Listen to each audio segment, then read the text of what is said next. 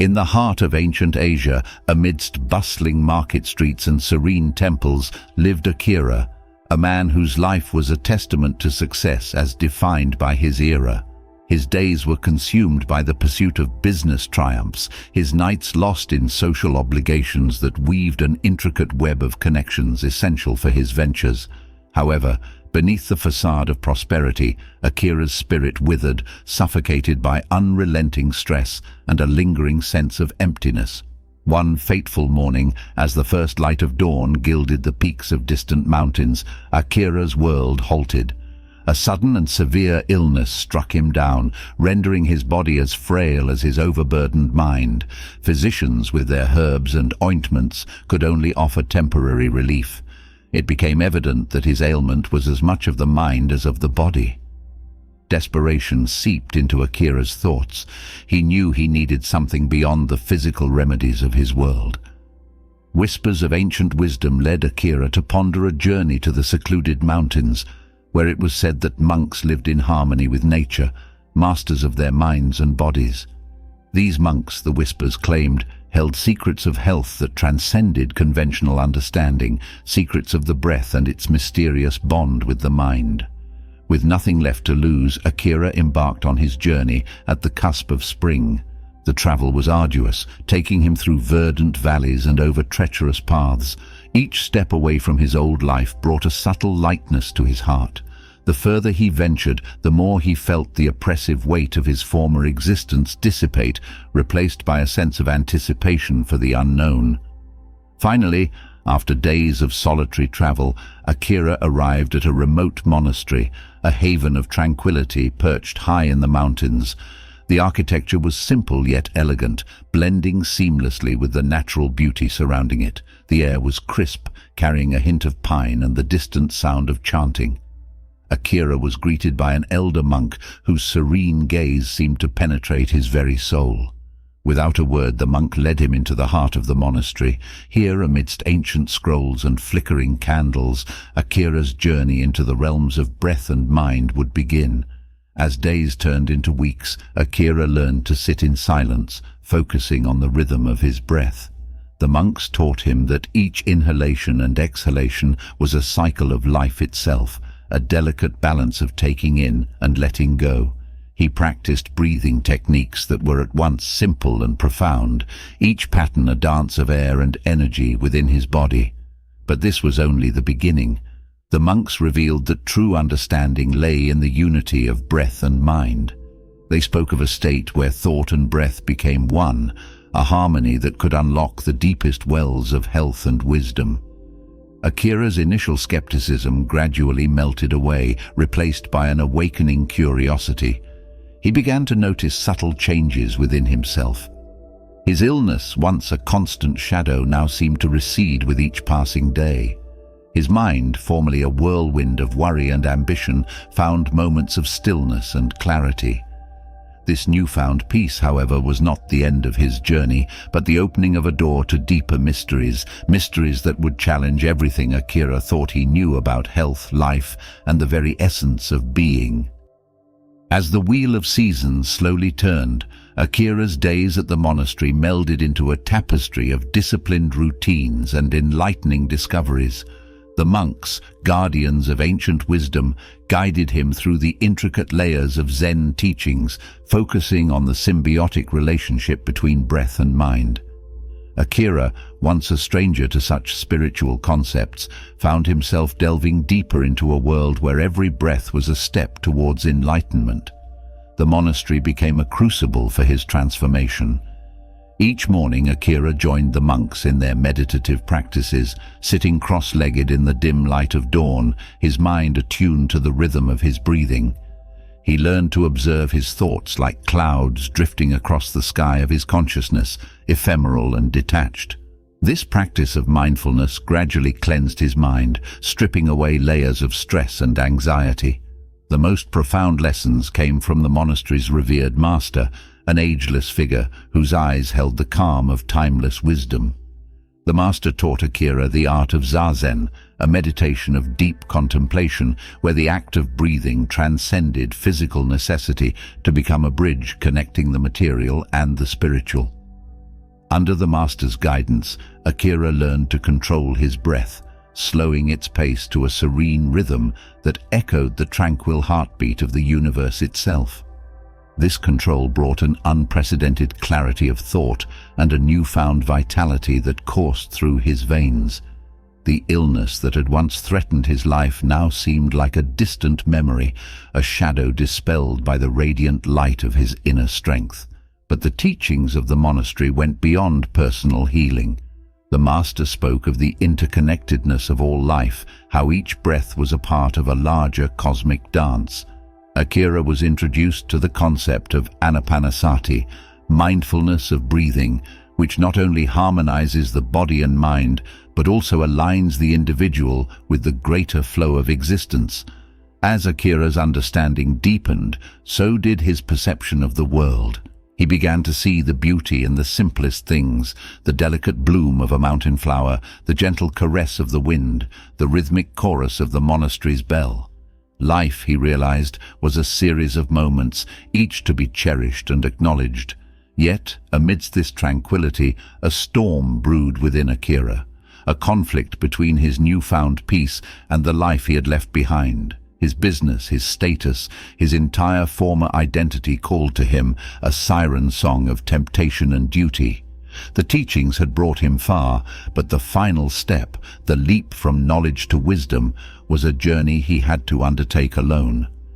One evening, as the sun dipped below the mountain horizon, painting the sky in hues of orange and purple, the master approached Akira. The path of enlightenment is not an escape from the world, but a way to live within it, fully and truly, he said, his voice a gentle echo in the twilight. Your journey is not yet complete.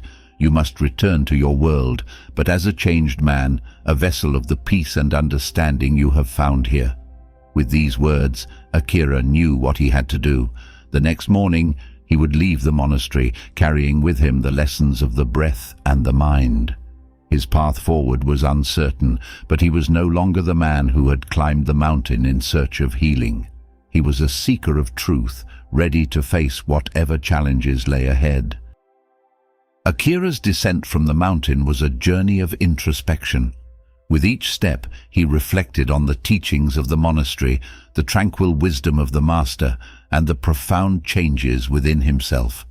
The path that once seemed daunting now felt like a familiar friend, guiding him back to a world he once knew, yet would now see through new eyes. Upon his return, the transformation in Akira was evident to all. His family and colleagues were astounded by the serene aura he exuded, a stark contrast to the driven, often anxious man they remembered. The hustle and bustle of his city, which once overwhelmed him, now seemed like a distant symphony, playing at a rhythm he no longer danced to. Akira resumed his role in his business, but his approach was radically altered. Decisions were made not in haste or anxiety, but with calm deliberation. He implemented practices that fostered mindfulness and well-being, not only for himself, but for his employees. The relentless pursuit of profit gave way to a balanced pursuit of sustainability and personal growth. However, the greatest challenge Akira faced was in maintaining the harmony between his inner peace and the external pressures of his life. The teachings of the breath and the mind were not mere tools to escape reality, but to engage with it more profoundly. He found himself applying the principles of mindful breathing in moments of stress, using his breath as an anchor to the present, a reminder of the tranquility of the monastery. As days flowed into weeks, Akira became a beacon of change in his community. He spoke of his experiences, sharing the wisdom of mindful living. His story inspired others to seek balance in their lives, to look beyond the material and understand the deeper connections between body, mind, and spirit. Yet in the quiet moments of solitude, Akira pondered the deeper implications of his journey. The teachings had brought him peace, but they also opened doors to questions that had no easy answers. What was the true nature of happiness? How does one balance the material and the spiritual? The more he contemplated, the more he realized that the journey to enlightenment was not a destination, but a continuous path, one that required constant exploration and understanding. One evening, as Akira walked through a garden, he stopped by a blooming cherry tree, its petals fluttering gently in the breeze. In that moment, he experienced a profound epiphany. Life, like the cherry blossom, was transient and beautiful. It was not to be clung to in fear or desire, but to be experienced fully, with presence and appreciation. This realization brought a new level of freedom to Akira. He understood that his journey was not just about healing himself, but about sharing his insights with the world. His experiences at the monastery were not meant to be hoarded as personal treasures, but to be given freely, seeds of wisdom to be sown in the hearts and minds of others. As the seasons changed, Akira continued to live by the principles he had learned. His business flourished, not just in wealth but in purpose and joy. His relationships deepened, grounded in mutual respect and understanding. And within himself he found a wellspring of contentment, a peace that endured through the ebb and flow of life's myriad challenges. As the years passed, Akira's life became a testament to the transformative power of his journey. He had become a revered figure in his community, not just for his business acumen, but more so for his profound serenity and wisdom. Yet, in his heart, he knew that his journey was far from over. The path of enlightenment, he had learned, was infinite. One serene autumn evening, as the leaves painted the world in shades of amber and gold, Akira sat in his garden, reflecting on the years that had passed since his return from the monastery. The teachings of mindful breathing and the unity of breath and mind had become the cornerstone of his existence, guiding him through life's complexities. His business had evolved to not just a commercial venture, but a community that nurtured the well-being of its members. Akira had introduced meditation and mindfulness practices in the workplace, creating an environment that valued mental health as much as productivity. This approach rippled through the community, inspiring other businesses to adopt similar practices. Akira also became a mentor, sharing his insights and experiences with those who sought a deeper understanding of life. He spoke at gatherings and wrote about the principles of Zen, the art of mindful living, and the interconnectedness of all beings. His message was simple yet profound. True health and happiness lie in the harmony of body, mind, and spirit. However, Akira's greatest contribution was perhaps in his everyday interactions. With every person he met, he embodied the principles he had learned.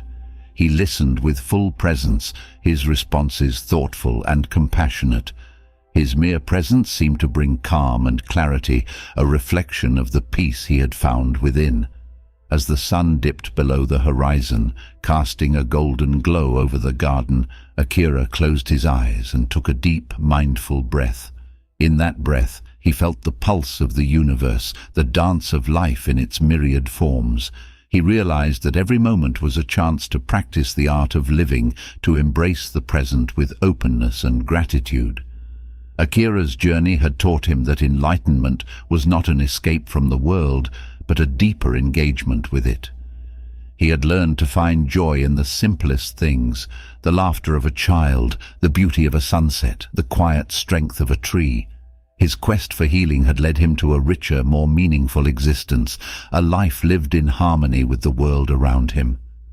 As the stars began to twinkle in the night sky, Akira opened his eyes. He smiled, a deep, contented smile that spoke of journeys taken and lessons learned. His story was a testament to the timeless wisdom of Zen, a reminder that the greatest journeys often begin with a single step, or in his case, a single breath. And so Akira's journey continued, not as a path to a destination, but as a way of being, a dance with the rhythm of life itself. His legacy was not in the words he spoke or the deeds he accomplished, but in the peace he spread, a peace that flowed from the depths of his enlightened heart.